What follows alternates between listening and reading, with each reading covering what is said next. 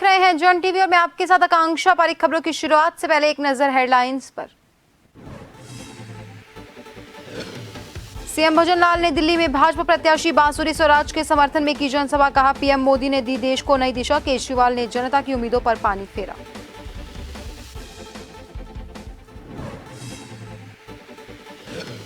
मुख्यमंत्री पुष्कर सिंह धामी ने चारधाम यात्रा व्यवस्थाओं को लेकर की समीक्षा बैठक। वीसी के जरिए दिए निर्देश। आगामी छुट्टियों और वीकेंड को देखकर करें तैयारियां।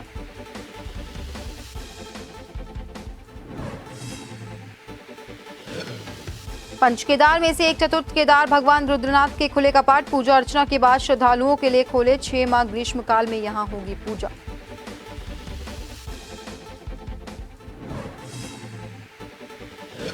कैलाश यात्रा का चौथा दल रवाना। कमिश्नर दीपक रावत ने दिखाई हरी झंडी। श्रद्धालुओं का किया गया स्वागत। राजस्थान से पहुंचा है दल।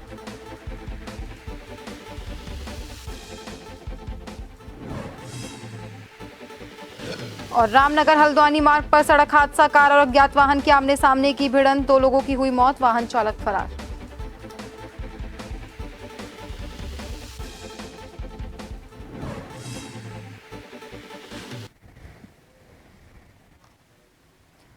और अब खबरें विस्तार से। मुख्यमंत्री पुष्कर सिंह धामी ने शनिवार को संसदीय क्षेत्र नई दिल्ली से बीजेपी प्रत्याशी बांसुरी स्वराज के पक्ष में आयोजित जनसभा को संबोधित किया। मुख्यमंत्री ने कहा कि प्रधानमंत्री के नेतृत्व में बीते 10 सालों में भारत तेजी से आगे बढ़ा है। हर भारतवासी का डंका पूरे विश्व में बजा है। प्रधानमंत्री के नेतृत्व में कई ऐतिहासिक निर्णय लिए गए। सनातन संस्कृति का उत्थान हो रहा है। देश में सीएए कानून लागू कर दिया गया। देश से 2 विधान 2 संविधान को खत्म कर कश्मीर से धारा 370 का खात्मा हो गया है।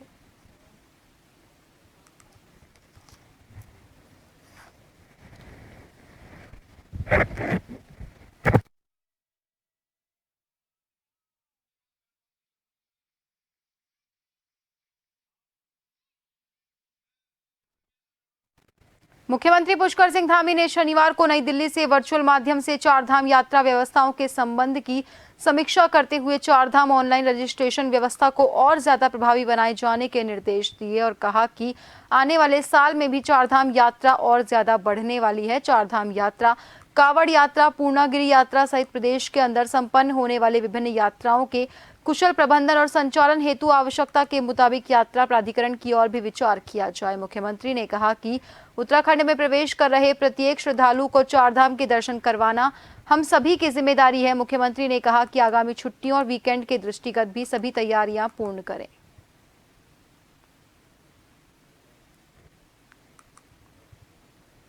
चारधाम यात्रा प्रशासन के लिए चुनौती बनी हुई है। आने वाली 20 तारीख के बाद हरिद्वार जिला प्रशासन को भी और भी चुनौतियों का सामना करना पड़ सकता है। आने वाली 20 तारीख के बाद बच्चों के स्कूलों की छुट्टियां हो जाएंगी, जिसके बाद हर साल की तरह उत्तर प्रदेश, दिल्ली, हरियाणा, राजस्थान, पंजाब के साथ दूसरे राज्यों के पर्यटक उत्तराखंड का रुख करेंगे।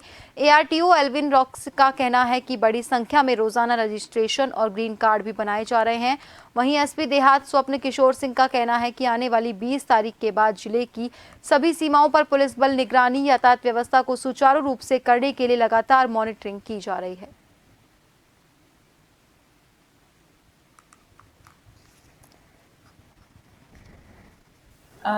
अभी हमने क्योंकि भीड़ अभी भी काफ़ी थी, जाम की स्थिति थी, तो हमने एक फील्ड में शिफ्ट कर दिया है अपना गाड़ियों का चेकिंग का व्यवस्था।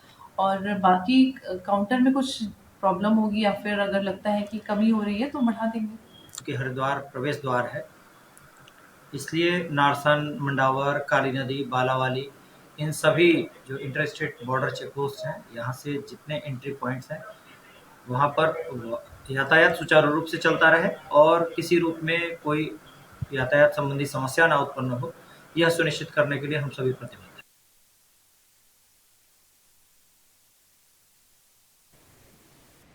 पंच केदार में से एक चतुर्थ केदार भगवान रुद्रनाथ के कपाट सुबह विधि विधान और पूजा अर्चना के बाद 5 बजे ब्रह्म मुहूर्त में श्रद्धालुओं के लिए खोल दिए गए और अब 6 महीने ग्रीष्मकाल में भगवान रुद्रनाथ की पूजा अर्चना यहीं होगी। इस मौके पर मंदिर के पुजारी, हक हकूकधारी और बड़ी संख्या में श्रद्धालुओं ने भगवान रुद्रनाथ के कपाट उद्घाटन पर दर्शन किए।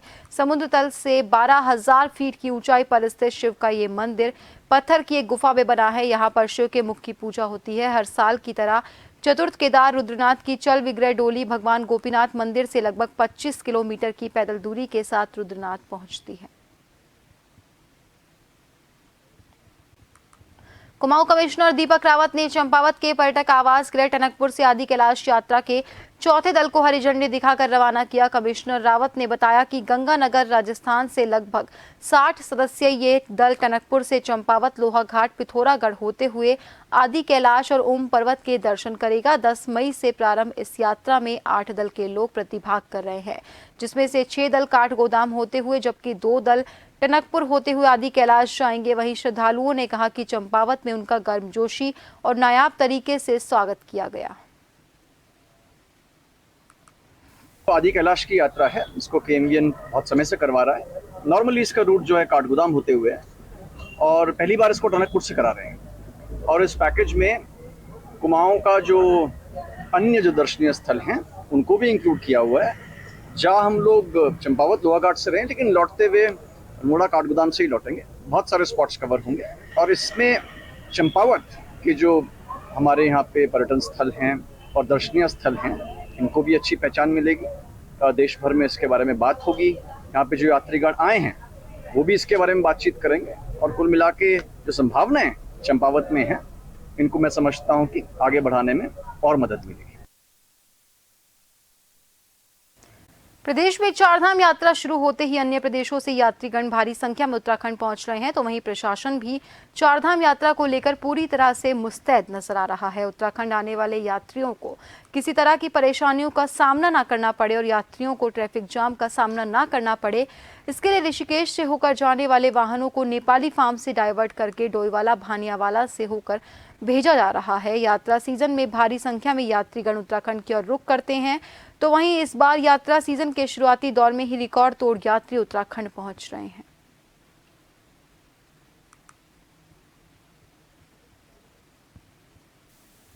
में इनकेस बहुत ज़्यादा प्रेशर अगर श्यामपुर वाले रूट पे रहेगा तो डाइवर्ट होकर डोईवाला से जाएगा। इसमें हमारी सभी प्रकार की तैयारी है। अगर इनकेस ऊपर मौसम ख़राब होता है या ये निर्देश प्राप्त होते हैं कि अलग अलग स्थानों पे हम लोगों को यात्रा रुकवानी पड़ेगी, तो हमारे पास संपूर्ण व्यवस्थाएं हैं रुकवाने के लिए और अन्य सभी प्रकार की व्यवस्थाएं सुचारू हैं डोईवाला। उत्तराखंड प्रदेश में यात्रा सीजन शुरू हो चुका है और चार धाम के जो यात्री हैं, चार धाम यात्रा करने वाले यात्री भारी संख्या में इस टाइम प्रदेश में तमाम अन्य राज्यों से जो यात्री हैं वो पहुंचना शुरू हो गए हैं। इसी को देखते हुए प्रशासन पूरी तरह मुस्तैद है। आप मेरे पीछे देख सकते हैं, पुलिस द्वारा तमाम जगह पर जो है बैरिकेडिंग करके जो यात्रीगण हैं उनके ट्रैफिक को जो कंट्रोल है वो किया जा रहा है। हम मौजूद हैं इस वक्त भानियावाला तिराहे पर।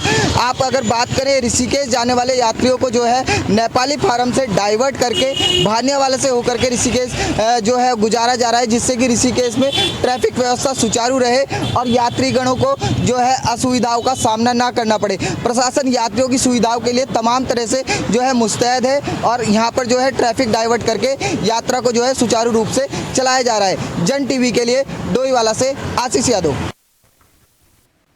10 मई से शुरू हुई चारधाम यात्रा में श्रद्धालुओं की संख्या लगातार बढ़ रही है, जिसे देखते हुए एक बार फिर चारों धामों पर यात्रियों के दबाव को देखते हुए ये सवाल खड़े हो रहे हैं कि आखिर मंदिरों में दर्शन के लिए कितनी कैरिंग कैपेसिटी होनी चाहिए। हालांकि सरकार के पास इसे लेकर कोई भी स्टडी नहीं है जिसके आधार पर ये कहा जा सके कि हर धाम में रोजाना औसतन कितने श्रद्धालु दर्शन कर सकेंगे। ऐसे में बड़ी बात यह है कि जिस पर्यटन विभाग को इस संबंध में समीक्षा बैठकें करनी थी वही यात्रा के दौरान कहीं दिखाई नहीं दे रहा। ना तो कोई पर्यटन सचिव कहीं है और ना ही पर्यटन मंत्री का कोई पता है, और तो और मुख्यमंत्री चारधाम यात्रा को लेकर लगातार मॉनिटरिंग कर रहे हैं, जिनके बिना अधिकारी कुछ काम करने को तैयार ही नहीं है। देखिए ये खास रिपोर्ट। उत्तराखंड प्रदेश की भौगोलिक परिस्थितियां कुछ ऐसी हैं कि हर साल छोटी बड़ी कई आपदाएं इस प्रदेश में आती हैं, लेकिन साल दर साल यहाँ पर्यटकों की संख्या भी बढ़ी है। यही कारण है कि हर साल उत्तराखंड के पर्वतीय क्षेत्रों में धारण क्षमता और वहन क्षमता को लेकर कई सवाल खड़े होते हैं, जिस पर कोई ठोस कदम उठाए बिना ही सवाल ही रह जाते हैं। पिछले साल जोशीमठ शहर की आपदा के बाद कई जांच एजेंसियों ने अपनी विस्तृत रिपोर्ट तैयार की, लेकिन उसके आधार पर कितना काम हुआ इसका जवाब शायद किसी के पास भी नहीं है। साल 2013 में केदारनाथ में आई आपदा के बाद यह सवाल उठे कि चारधाम यात्रा में यात्रियों की संख्या को नियंत्रित करते हुए केयरिंग कैपेसिटी पर जोर दिया जाए और यह तय किया जाए कि प्रतिदिन औसतन कितने श्रद्धालु प्रत्येक धाम पर दर्शन कर सकेंगे। देखिए, इस वहन क्षमता को लेकर यदि कोई स्टडी हुई है, एज ए कमिश्नर मेरी जानकारी में नहीं है। पर्यटन विभाग की ओर से अगर कोई ऐसी स्टडी कराई गई है तो मैं सचिव पर्यटन महोदय से जरूर अनुरोध करूंगा कि हमारे मीडिया के साथियों को शेयर कर दें। केदारनाथ धाम में साल 2013 में आई आपदा का कारण भले ही कुछ भी रहा हो, लेकिन उस भीषण आपदा के बाद राज्य आपदा प्रबंधन प्राधिकरण लगातार केदारनाथ और अन्य धामों पर श्रद्धालुओं की बढ़ती संख्या के चलते अपनी नजर बनाए हुए है। राज्य आपदा प्रबंधन प्राधिकरण के सचिव रंजीत सिन्हा का कहना है कि उच्च हिमालयी क्षेत्रों में आने वाले छोटे शहरों और कस्बों में आपदा के जोखिम को कम करने के लिए 2 पैरामीटर पर काम किया जाता है, जिसमें से पहला है धारणा क्षमता यानी कि वियरिंग कैपेसिटी, जिसके अंतर्गत एक निश्चित शहर या कस्बे की सोइल कैपेसिटी यानी कि वहां की भूमि पर कितना हैवी निर्माण किया जा सकता है उसको निर्धारित किया जाता है। इसके अलावा दूसरा पैरामीटर केयरिंग कैपेसिटी को लेकर के है, जो कि निर्धारित करता है कि उस छोटे शहर या कस्बे में एक साथ कितने लोग एक निश्चित समय के लिए रह सकते हैं। इसमें डिपार्टमेंट जो नोडल है, जो अर्बन डेवलपमेंट है, टूरिज्म जो की यात्रा देख रहा है, मेन नोडल चारधाम यात्रा के लिए है, हम सब, क्योंकि प्रॉब्लम यहाँ पर जो वहाँ लोकल रेसिडेंट है उसका नहीं है, जो बाहर से तीर्थयात्री श्रद्धालु आ रहे हैं वो उनके एक साथ ज़्यादा संख्या है या जो भी आ रहे हैं उनके कारण प्रेशर रहता है शहरों पे। तो मेरे ख्याल से इसमें कार्रवाई भी चल रही थी और कुछ कार्रवाई की भी गई है, कितना हमारे शहरों की, विभिन्न शहरों की कैरिंग कैपेसिटी है। इसको फिलहाल हम यात्रा को सुदृढ़ बनाने के लिए जो भी एक काम किया सकता है उस पर हम लोग काम करते हैं। उत्तराखंड जैसे सेंसिटिव जोन में केयरिंग कैपेसिटी पर कोई भी स्टडी अभी तक न होना पर्यटन विभाग के ऊपर सवालिया निशान खड़ा करता है, क्योंकि यात्रा से पहले जो भी तैयारी की जाती है उसमें सबसे महत्वपूर्ण यही है कि धामों पर कितने श्रद्धालुओं के रहने का इंतजाम और उनके खाने पीने की व्यवस्था की जा सकती है। लेकिन इसे प्रदेश का दुर्भाग्य ही कहा जा सकता है कि मुख्यमंत्री पुष्कर सिंह धामी के बिना ना तो पर्यटन मंत्री कुछ कर पाते हैं और न ही सिस्टम में बैठे अधिकारी। इस बात की तस्दीक पिछले 2-3 दिनों से यात्रा मार्ग से आई वह तस्वीरें कर रही हैं, जिसमें अव्यवस्थाओं की चर्चाओं के बीच मुख्यमंत्री खुद अपने सारे कार्यक्रमों को रद्द करते हुए श्रद्धालुओं के बीच उनकी परेशानियों को जानने के लिए उनके बीच पहुंचे। शायद अब वह समय भी आ गया है जब मुख्यमंत्री को इन सब पर जवाबदेही के लिए जिम्मेदारी भी जरूर तय करनी चाहिए। देहरादून से कैमरामैन आकाश श्रीवास्तव के साथ संवाददाता हिमांशु बरमोला की रिपोर्ट।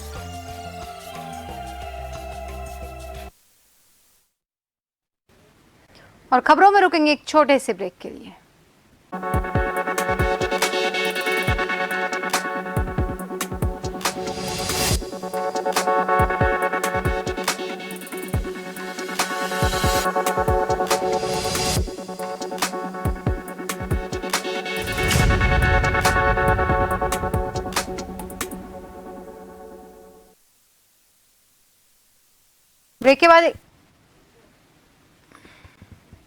ब्रेक के बाद एक बार फिर से आप सभी का स्वागत है। बढ़ते हैं अगली खबर की ओर। देहरादून क्षेत्र के अंतर्गत आने वाली सभी नदी और नालों को स्वच्छ बनाने को लेकर नगर निगम देहरादून द्वारा मुहिम की शुरुआत की गई है। नगर निगम द्वारा ये मुहिम पिछले 2 महीनों से चलाई जा रही है और आमतौर पर देखा जाता है कि कुछ असामाजिक तत्वों द्वारा अपना कचरा नदियों में फेंका जाता है, जिसके लिए मुख्यमंत्री धामी द्वारा दिए गए निर्देशों के क्रम में नगर निगम देहरादून के मुख्य नगर स्वास्थ्य अधिकारी सहित सभी संबंधित अधिकारी ग्राउंड जीरो पर मौके का मुआयना कर सभी छोटे बड़े नदी नालों को साफ करवाने का काम कर रहे हैं। जानकारी देते हुए मुख्य नगर स्वास्थ्य अधिकारी अविनाश खन्ना ने बताया कि इस अभियान के अंतर्गत 60% कार्य पूरा किया जा चुका है और ऐसा कोई व्यक्ति चिन्हित होता है जो किसी भी प्रकार से नदी नालों को दूषित करने का काम करता है तो उस पर चालान सहित कठोर कार्रवाई भी की जाएगी।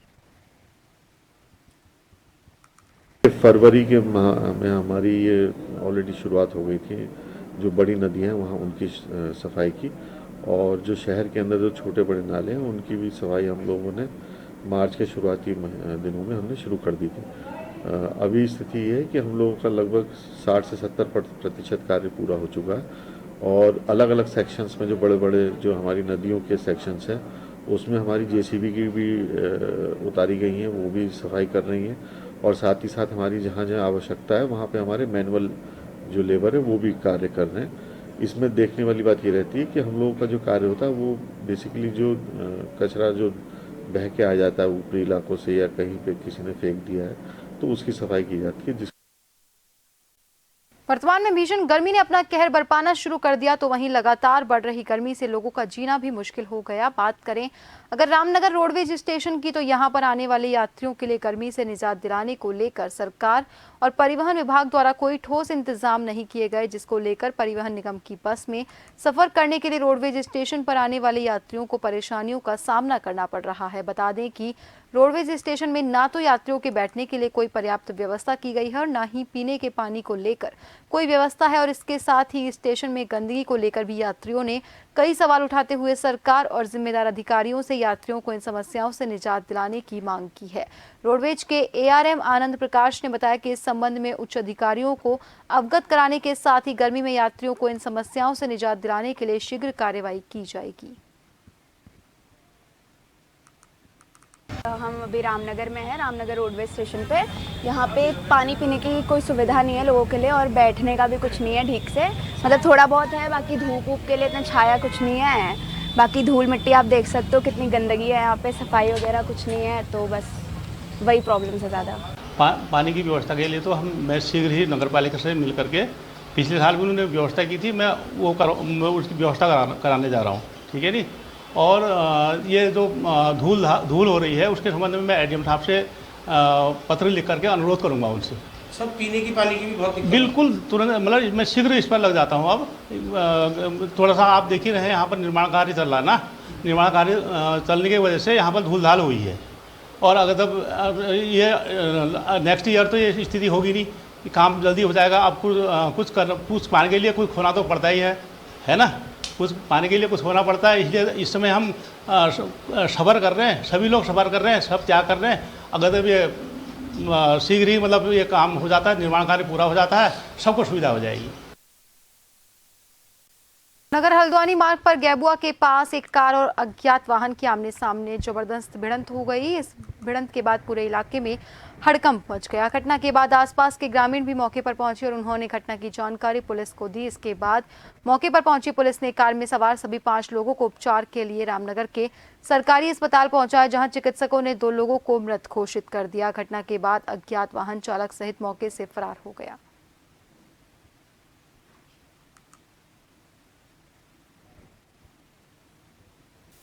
देखिए, कल गैबुआ क्षेत्र में एक अज्ञात वाहन ने अल्टो कार को टक्कर मार दी थी, जिसमें से 3 महिलाएं घायल हैं और 2 पुरुषों की डेथ हो चुकी है। आज हमारे द्वारा पंचायतनामे की कार्रवाई की जा रही है।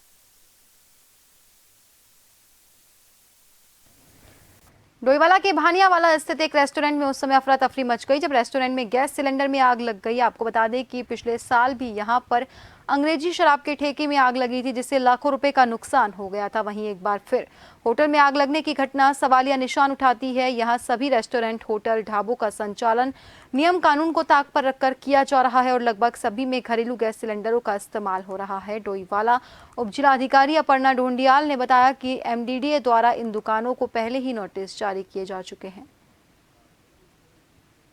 कोई शिकायत प्राप्त नहीं हुई है, बट ऑलरेडी उन दुकानों पे MDDA का नोटिस है और उसकी कार्यवाही गतिमान है, तो उसमें जो भी नियमानुसार कार्यवाही है वो की जाएगी।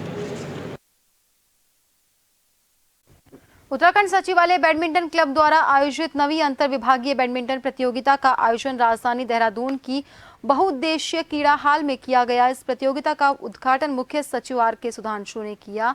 2 दिनों तक चलने वाले इस प्रतियोगिता में पूरे प्रदेश के 45 विभागों के 300 से ज्यादा खिलाड़ियों ने पार्टिसिपेट किया है। इस प्रतियोगिता का उद्घाटन करते हुए RK सुधांशु ने कहा कि सरकारी कर्मचारियों और अधिकारियों को स्ट्रेस से दूर करने के लिए खेल उत्तम माध्यम है। साथ ही कहा कि खेल से स्वास्थ्य को लाभ मिलता है। वहीं इस प्रतियोगिता में पार्टिसिपेट कर रहे DIG जनमेजय खंडूरी ने कहा कि खेल स्वास्थ्य के लिए अच्छा होता है, साथ ही यह स्ट्रेस भी दूर करता है।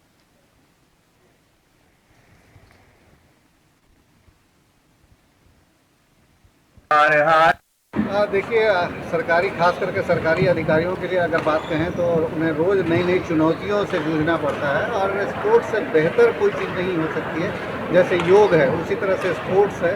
जिसमें आपको न केवल शारीरिक स्वास्थ्य देता है बल्कि साथ साथ मानसिक रूप से भी आप स्वस्थ होते हैं। जब कहते हैं healthy mind in a healthy body, उस हिसाब से उन चुनौतियों से किस तरह से पार पाना है, ये सबसे बढ़िया कदम है। खेलना हेल्थ के लिए बहुत ज़रूरी है और इस तरीके का आयोजन होता है जो कि उत्तराखंड में विशेष के लिए है और मेन सरकारी आदमियों के लिए, सरकारी मुलाजिमों के लिए। तो ऐसे में हमने अपनी टीम को भी उतारा है, जिससे बेसिकली एक मैसेज ये जाएगा क्योंकि हमारी जितनी भी सर्विसेज हैं काफ़ी स्ट्रेस में रहती हैं, तो स्ट्रेस से रिलीफ पाने के लिए स्पोर्ट्स बहुत ही अच्छा माध्यम रहता है। तो इस तरीके के आयोजन करने से लोगों में एक कॉम्पिटिटिव भाव भी बना रहता है और लगातार कंपटीशन होने से उनका स्वास्थ्य भी बना रहता है। और अब आखिर में एक नजर हेडलाइंस पर। सीएम धामी ने दिल्ली में भाजपा प्रत्याशी बांसुरी स्वराज के समर्थन में की जनसभा, कहा पीएम मोदी ने दी देश को नई दिशा, केजरीवाल ने जनता की उम्मीदों पर पानी फेरा।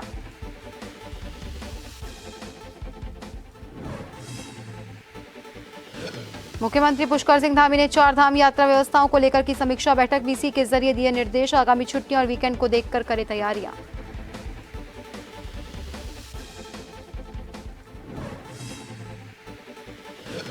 पंच केदार में से एक चतुर्थ केदार भगवान रुद्रनाथ के खुले कपाट, पूजा अर्चना के बाद श्रद्धालुओं के लिए खोले 6 महीने ग्रीष्मकाल में यहां होगी पूजा।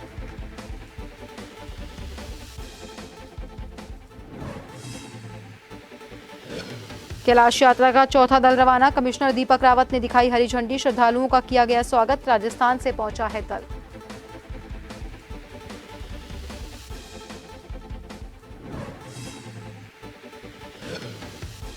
रामनगर हल्द्वानी मार्ग पर सड़क हादसा, कार और अज्ञात वाहन के आमने सामने हुई भिड़ंत, 2 लोगों की हुई मौत, वाहन चालक फरार।